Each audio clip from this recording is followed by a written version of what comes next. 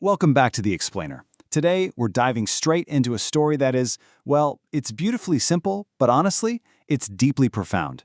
We're unpacking a narrative all about legacy, human connection, and the real meaning of foresight. So our story starts in a quiet, unassuming little American town with an old gardener named Thomas. Now, Thomas isn't some world leader or a famous philosopher, right? He's just a regular guy with a patch of dirt and a daily mission. Every morning, Thomas planted seeds in his garden with a smile. And I want you to really notice the joy and that peaceful repetition in his routine. Day in and day out, Thomas is doing this physical labor, and he's doing it happily. There's no reluctance, there's no heavy burden on his shoulders. He's literally just out there, hands in the dirt, planting seeds for the future. It's a quiet little act. But, as we're going to see, it's one that sparks a massive conversation about how we actually value our time and our effort. Okay, let's move into part one, the boy's big question. A logical perspective on the future.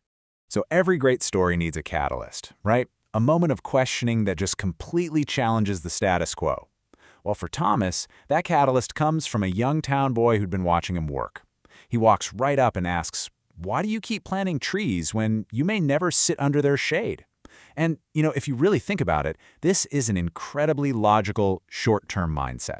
The boy's viewing the world strictly through the lens of immediate personal benefit. It's a totally transactional way of looking at life.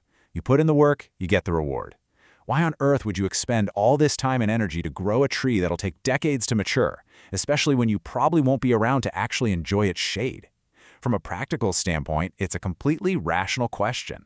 And this perfectly illustrates the absolute core tension of our story. We've got the boy's worldview, which is all about what you get today, that immediate return on investment, the personal benefit. But then that's completely contrasted with the gardener's reality, which is all about what you leave behind for future generations. The boy is entirely 100% focused on the immediate side of the equation.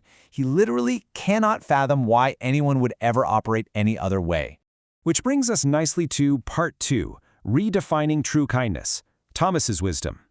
So, how exactly do you respond to such a perfectly logical, yet, let's be honest, incredibly narrow view of the world?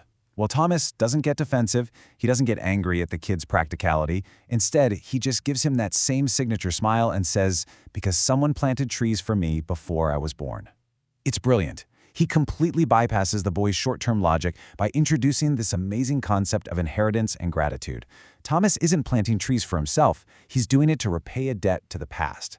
He recognizes that the shade he's enjoyed his whole life wasn't created by his own hands. It was a gift from generations who came before him, from people who also absolutely knew they'd never sit under the shade of the trees they were planting.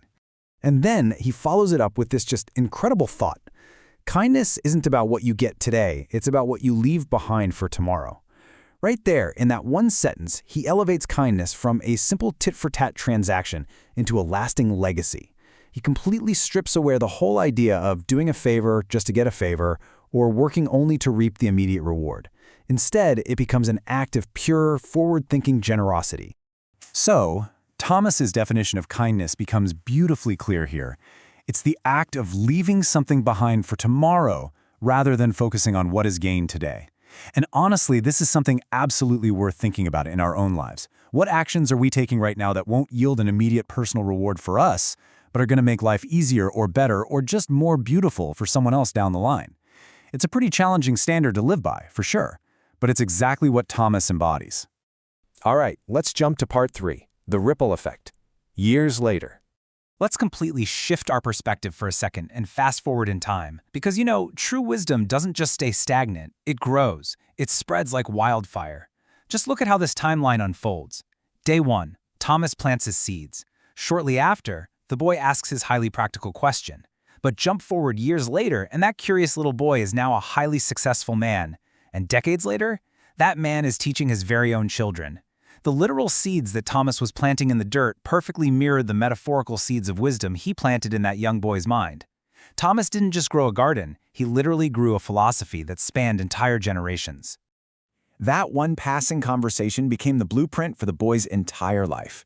Even amidst all his success and a crazy busy schedule, he remembers Thomas's words. That core truth stayed right there with him. He actively helps others, he plants trees of his own, and really steps into Thomas's shoes. And, this is the crucial part, he passes the torch. He teaches his own children the exact same lesson to ensure the cycle doesn't just end with him. He guarantees that the future is going to have shade. Which brings us to the final section, Part 4, Your Seeds of Kindness, the Ultimate Moral. We've seen the action, we've explored this amazing definition of kindness, and we've traced its generational impact. So, when we synthesize all of this together, we arrive at one absolute core takeaway. The greatest things we do in life are often the things we may never personally benefit from. Man, that goes against so much of what we are constantly taught in our fast-paced, result-driven world today, right? We are constantly taught to optimize for our own success, our own comfort, our own immediate gains. But this narrative argues that true greatness, the kind of greatness that genuinely leaves a permanent mark on the world, is purely altruistic. It's about building a lasting legacy that literally outlives your own capacity to enjoy it. And that leaves us with this final, really powerful thought. Plant seeds of kindness today. Someone else's future may bloom because of you. It's an invitation, and it's a challenge, all wrapped into one. The shade you enjoy today was provided by someone you are never going to meet. So my question to you as we wrap up this explainer is this. What specific seed are you going to plant today, fully knowing you might never be the one who gets to watch it bloom? Think about that for a bit.